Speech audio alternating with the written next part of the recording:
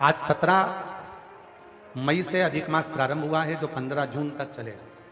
इस 15 जून तक के अधिक मास में 5 चीजें अपने अंदर धारण करना है। पहले नंबर का, शिव जी को 1 लोटा जल सुबह से लेकर शाम तक के बीच में कभी भी चढ़ाना जरूर है।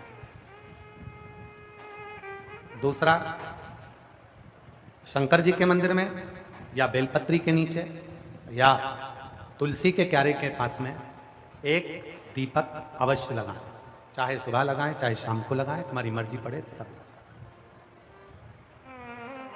दीपदान जरूर करो, जल जरूर चढ़ाओ। तीसरा, एक बेलपत्री को रख लें और उसी बेलपत्र को पहले दिन से लेकर 17 मई से लेकर अधिक मास के पहले दिन से लेकर अधिक मास के आखिरी दिन तक 15 जून तक एक ही बेलपत्र को एक कागज में या किताब में उसको रख लें। उसको रोज शिव जी को समर्पित करें। श्री शिवाय नमस्तुभ्यम बोलकर अपनी कामना करें। वापिस उठाकर उसको अपने किताब में रख लें। फिर कल वापिस समर्पित करें, फिर वापिस रख लें, फिर वापिस समर्पित करें। 1 महीना अधिक मास का, पुरुषोत्तम मास का, यदि एक ही बेलपत्र को सर्वत्र चढ़ाया जाए, उसी बेलपत्र को बारंबार समर्पित करा जाए और उस बेलपत्र को अधिक मास पूर्ण होने के बाद फिर उसको जो आप मालपुआ दान करते हैं उस मालपुए के साथ अगर दान कर दें तो जिंदगी में कभी किसी के दरवाजे पर हाथ नहीं फैलाना पड़ेगा। भगवान इतनी बरकत आपको प्रदान करे, इतनी बरकत दे। एक बेलपत्र, वही बेलपत्र पहले दिन से चालू होती है।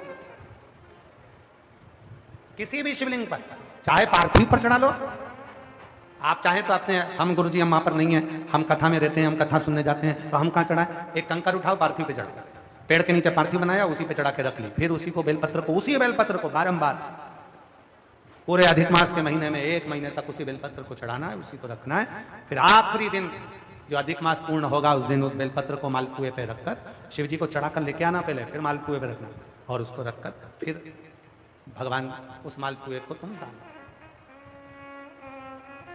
मालपुआ दान नहीं कर सकते तो तुम बतासे दान कर दो, पर मीठे के साथ उस बेलपत्र को दान किया जाए। बतासा है, मिठाई है, कोई 33 कोई भी सामग्री 33 जो मीठी हो वो रखकर आप दे सकते।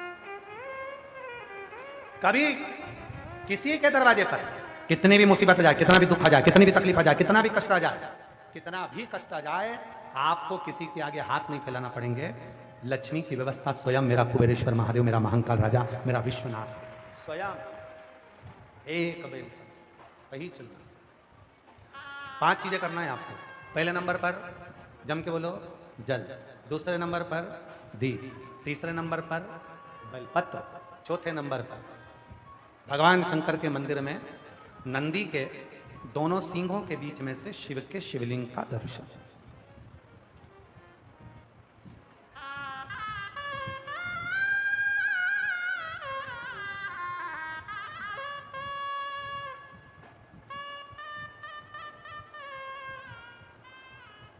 नंदी के जो सींग है उन सींग के मध्य में से भगवान शंकर का दर्शन।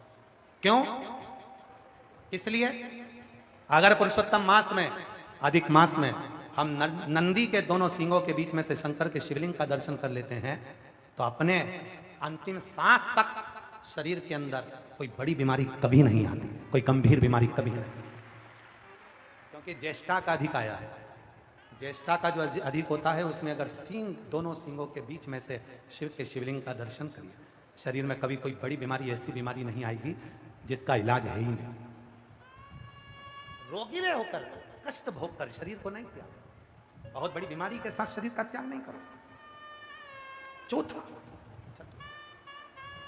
और 5वें नंबर पर भगवान शिव के मंदिर में, भगवान शंकर के मंदिर में या शिव कथा में या जहां हो वहां प्रदोष काल में, प्रदोष का समय, सूर्य डूबने का समय जब हो उस समय पर 5 बार 7 बार या तो पंचाक्षर मंत्र नमः शिवाय या षडाक्षर मंत्र ओम नमः शिवाय या श्री शिवाय नमस्तुभ्यम का जप। 5 बहुत, ये 5 अधिक मास में शंकर की 5 चीजें धारण कर लो। उसमें सबसे ज्यादा जरूरी जो है जल, दीप, बेलपत्र, वही चढ़ाना, वही लेकर आना। कभी कभी। हाँ, यदि घर के बच्चे ज़्यादा बीमार रह रहे हैं, उनको सांस की प्रॉब्लम हो रही है, सर्दी खत्म नहीं हो रही, निमोनिया हो रहा है, बार बार उनको कफ जम रहा है, तकलीफ हो रही है, तो पीपल का छोटे से छोटा पत्ता लीजिए और एक बेलपत्री का पत्ता लेकर दोनों पत्र को अधिक मास की सप्तमी के दिन शिव जी को समर्पित कर दीजिए।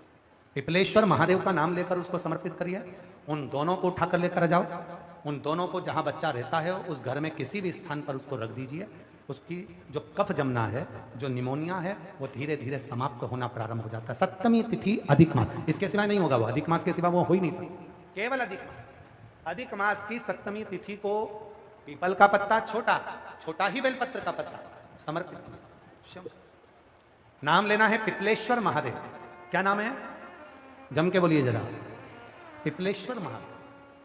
हमने पहले भी कथा में कहा, एक है कुंदकेश्वर महादेव, जो दवाई नहीं लगती, कुंदकेश्वर का नाम का स्मरण करें। कफ शरीर में, निमोनिया, सर्दी, इसको समाप्त करने के लिए पिपलेश्वर।